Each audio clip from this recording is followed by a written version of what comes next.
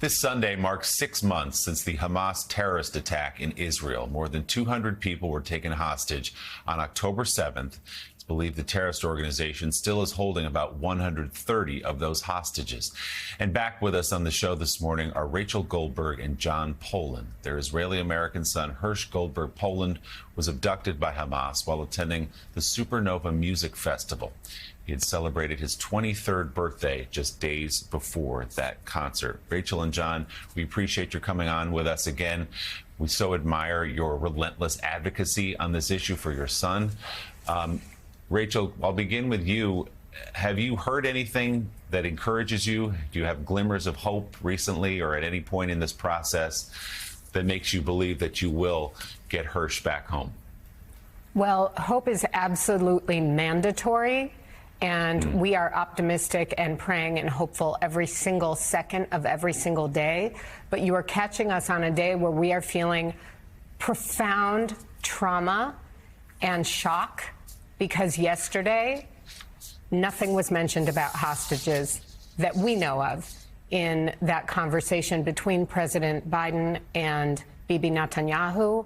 And it has opened a deep wound that we have had since October 7th. So we are in a horrible place right now.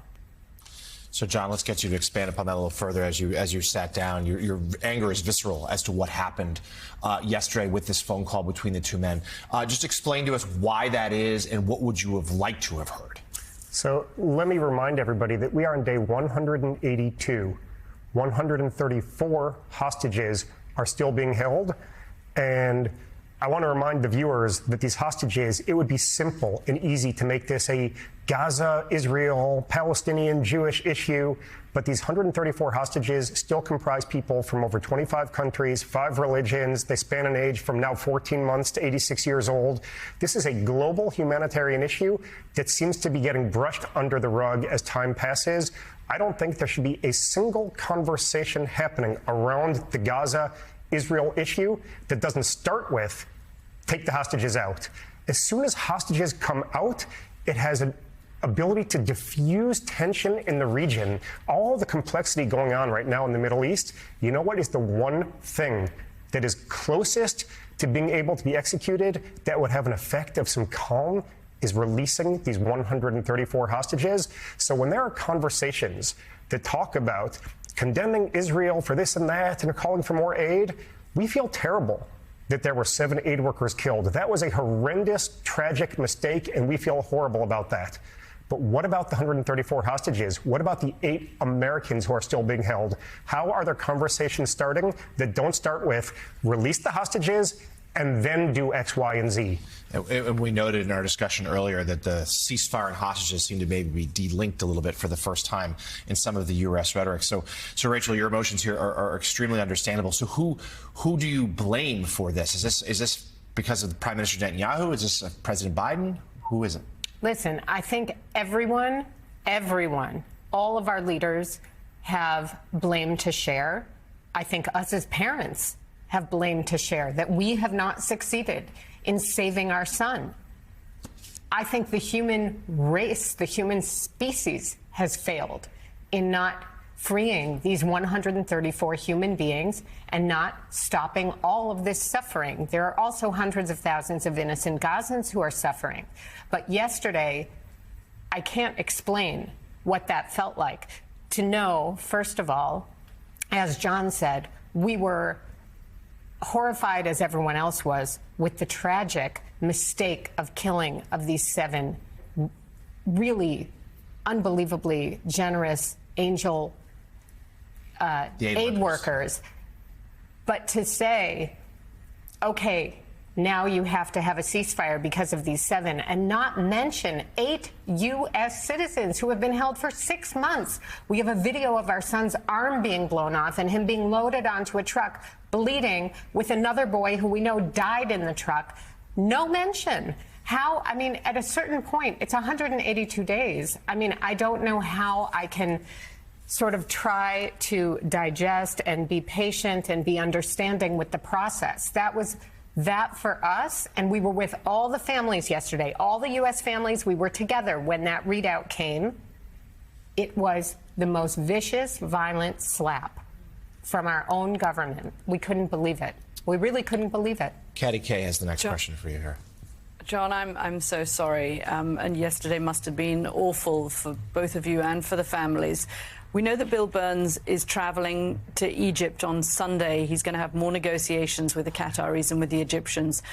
Do you hear anything? Are you going to have any meetings with the White House or with the administration in the next few days around whether the hostages will be part of those new round of conversations that the CIA director is having? So you are catching us in New York today. We will be in Washington next week with a range of meetings with Congress and with the administration. Between now and next week, there's a long time. A lot can happen. Yeah. What we know after being in this for 182 days and getting our crash course in diplomacy is there's often what's said publicly, and then there's what's going on behind the scenes. I don't know what is happening behind the scenes, but my sincere hope as people who are optimistic by nature is that while there is this public spat between the United States and Israel, that privately the United States is similarly exerting leverage on other parties at the table, getting them to lean in, and that meetings happening in Cairo this week lead to something fruitful. If that is not happening, the behind-the-scenes pressure on other parties, then we've got a really big problem, and day 182 is on the path to being 582 days, because it just does not feel like we are getting closer, and that's really disheartening. Rachel, I said we run the risk sometimes when we talk about this of numbers, but these are people. This is your son. So can you tell us and our audience a little bit more about Hersh? You've been so eloquent talking about what kind of a young man he is. We want to put some pictures up of him and hear more about Hersh this morning. Thank you. Thanks for giving me that opportunity. As every parent knows, our favorite topic is always our children. Hersh is a laid-back, happy-go-lucky, funny with a dry, dark sense of humor that is sarcastic but never goes over to being mean, which is challenging. He's wild about soccer. He loves music festivals. He absolutely is obsessed with geography and world travel. And I often say that he's not perfect. I'm not one of those moms that says, you know, my son is perfect. He is my only son. But I'm able to say that he is the perfect son for me, and that I feel very blessed and lucky to be his mother. That's beautiful. John, how about for you? What I say about Hersh is in 182 days of thinking about him nonstop, what has become clear to me is he is so respectful. He's not a perfect angel. He's got a mischievous side. He causes some trouble. But I have never once, literally, been upset with him in 23 years. He just respects people, us, his teachers, his friends, and doesn't cross the line. And I've never raised my voice, never been tempted to. And that says something about his character. Absolutely. Well, he needs to come home to his parents and to all the other hostages. We continue to hope and pray that that day is coming soon. Rachel Goldberg, John Poland, we so appreciate you stopping through to speak with us this morning. Thank you. Thank you, guys.